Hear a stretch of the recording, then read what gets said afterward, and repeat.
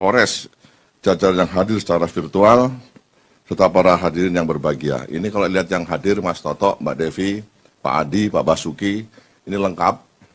Jadi ini kita FGD dihadiri oleh Polda dan Polres jajaran yang ada korelasinya dengan tema yang diangkat FGD hari ini.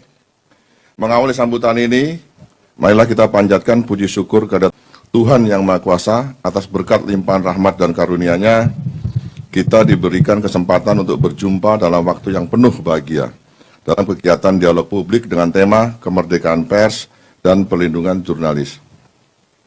Semoga kegiatan ini dapat bermanfaat bagi bangsa yang kita cintai ini. Bapak, Ibu, serta hadirin yang berbahagia, sebagaimana kita ketahui bersama bahwa pers memainkan peran yang sangat strategis dalam mensukseskan agenda pembangunan di suatu bangsa. Karena pers menghadirkan berbagai informasi dan kritik sebagai kontrol sosial dalam mengawal pembangunan tersebut. Di samping itu, rencana maupun implementasi dari program-program pembangunan perlu disosialisasikan agar diketahui dan mendapat dukungan dari masyarakat. Pers di tahun politik saat ini harus mampu menempatkan diri sebagai pers yang berkeadilan, baik untuk partai politik maupun peserta pemilu,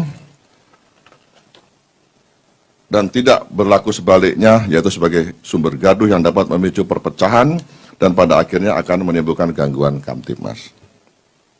Undang-Undang Republik Indonesia Nomor 40 Tahun 1999 tentang pers pada pasal 6 dijelaskan bahwa terdapat 5 peran pers dari pers nasional, yakni 1. Memenuhi hak masyarakat untuk mengetahui. 2. Menegakkan nilai-nilai dasar demokrasi, mendorong terwujudnya supremasi hukum dan hak asasi manusia serta menghormati kebinekaan. Yang ketiga, mengembangkan pendapat umum berdasarkan informasi yang tepat, akurat, dan benar. 4. Melakukan pengawasan, kritik, koreksi, dan saran terhadap hal-hal yang berkaitan dengan kepentingan umum. Yang kelima, memperjuangkan keadilan dan kebenaran.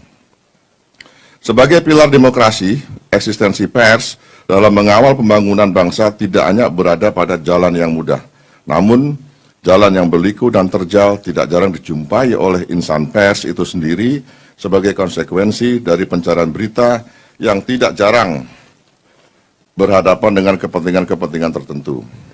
Berkaitan dengan kondisi tersebut, maka dalam pasal 2 pada Undang-Undang Pers ditegaskan bahwa kemerdekaan pers adalah salah satu wujud kedaulatan rakyat yang berasaskan prinsip-prinsip demokrasi, keadilan, dan supremasi hukum. Untuk itu, kemerdekaan pers dijamin sebagai 1. Hak asasi warga negara. 2. Terhadap pers nasional tidak dikenakan penyensoran, pemberedelan, atau pelarangan penyiaran. Yang ketiga, untuk menjamin kemerdekaan pers, pers nasional mempunyai hak mencari, memperoleh, serta menyebarluaskan gagasan dan informasi. Yang keempat, hak tolak sebagai bentuk pertanggungjawaban pemberitaan. Bapak, Ibu, serta hadirin yang berbahagia, sejalan dengan isu kemerdekaan pers, jaminan terhadap kebebasan pers memiliki kausalitas dengan perlindungan jurnalis pada konteks Indonesia. Hasil asesmen menyebutkan bahwa tingkat kekerasan terhadap jurnalis dapat dikategorikan merisaukan berdasarkan data yang dihimpun Aliansi Jurnalis Independen Indonesia. Jumlah kekerasan per tahun masih di atas 40 kasus, di mana sebagian besar terjadi saat jurnalis melakukan peliputan maupun setelah karya jurnalisnya terbit. Selain jumlah kasus bagaimana saya sebutkan tadi, terdapat 3 hal penting yang perlu kita ketahui bersama. Pertama, meningkatnya serangan digital terhadap jurnalis mulai dari menyebarkan informasi pribadi jurnalis hingga serangan cyber yang terjadi akibat banjirnya jaringan internet oleh fake traffic kepada situs perusahaan media. Kedua, munculnya kekerasan seksual terhadap jurnalis perempuan. Dan ketiga, maraknya kekerasan terhadap pers mahasiswa. Secara hukum, dalam Undang-Undang Pers dinyatakan bahwa dalam melaksanakan profesinya, wartawan mendapat perlindungan hukum. Terlepas dari kontroversi yang ada, diksi perlindungan hukum sebagaimana dimaksud merupakan jaminan perlindungan pemerintah dan masyarakat kepada wartawan dalam melaksanakan fungsi, hak, dan kewajiban, dan perannya sesuai dengan ketentuan peraturan perundang-undangan yang berlaku. Selain mendapat perlindungan hukum, wartawan juga memiliki hak tolak dalam rangka untuk melindungi narasumber.